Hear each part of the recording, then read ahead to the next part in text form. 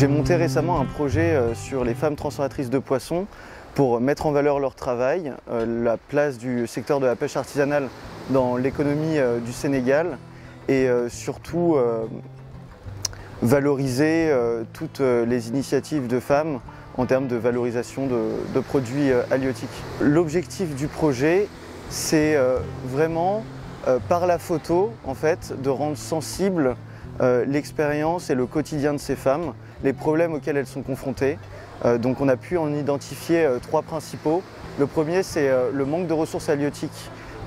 Aujourd'hui, avec la pêche industrielle, les chalutiers, auxquels on accorde de plus en plus de licences et qui pêchent avec des filets à maillage très fin, on a un problème dans la reproduction du cycle biologique marin et il y a de moins en moins de poissons, alors que les eaux du Sénégal font partie des eaux les plus poissonneuses du monde et aujourd'hui ça a vocation à ne plus être le cas dans les 2-3 ans à venir.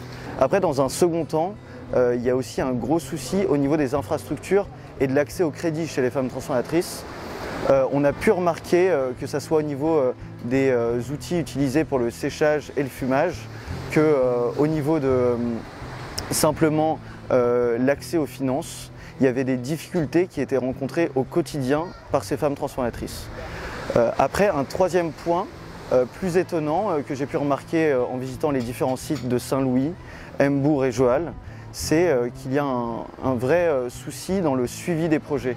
C'est-à-dire que des organisations, des ONG vont mettre en place justement des infrastructures sur les différents sites, donc plein de potentiel de valeur au niveau économique, mais le problème c'est que dans la mise en place de ces infrastructures, les ONG n'assurent pas le suivi sur place. Par exemple des panneaux solaires sur le site d'Embaling qui sont toujours emballés et ça fait 3 ans qu'ils ont été amenés sur place. C'est de l'argent qui est sorti mais qui finalement ne débouche sur aucune solution concrète. C'est un projet qui a plusieurs étapes. La première étape, c'est la publication d'un livret.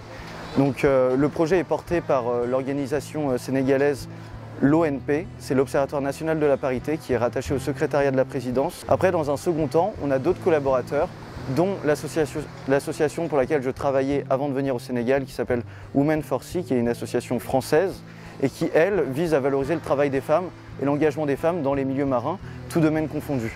Et dans une troisième collaboration, ça sera les Nations Unies pour la femme qui, eux, vont appuyer le livret en rédigeant un préambule pour faire un plaidoyer.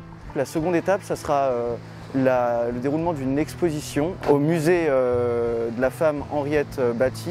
Possiblement, par la suite, on aimerait organiser une vente aux enchères des photographies pour que les fonds soient reversés au groupement de femmes des sites d'Embaling en particulier, avec qui on a beaucoup travaillé et grâce à qui on a pu récolter des données pour faire un état des lieux de la situation des femmes transformatrices.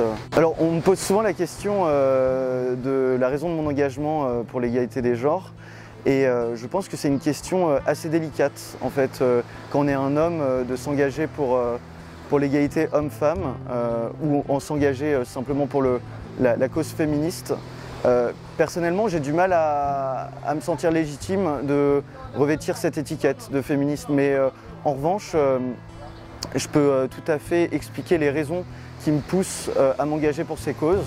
Et la principale, en fait, c'est de pouvoir participer à l'émancipation des femmes, d'une part, mais aussi des hommes, parce que finalement, les assignations de genre, c'est une réalité. Le fait que certains corps de métier soient exclusivement masculins, d'autres exclusivement féminins, qu'il y ait des valeurs qui soient plus prédestinées à être genrées féminin ou genrées masculin, je pense que c'est limitant et en fait en s'engageant sur ces questions, en communiquant sur ces questions, on permet de lever ces barrières et d'éviter par exemple la masculinité toxique, d'éviter en fait que les individus suivant leur appartenance de genre, rentrent dans des schémas qui soient oppressants et qui puissent parfois conduire à de la frustration, etc.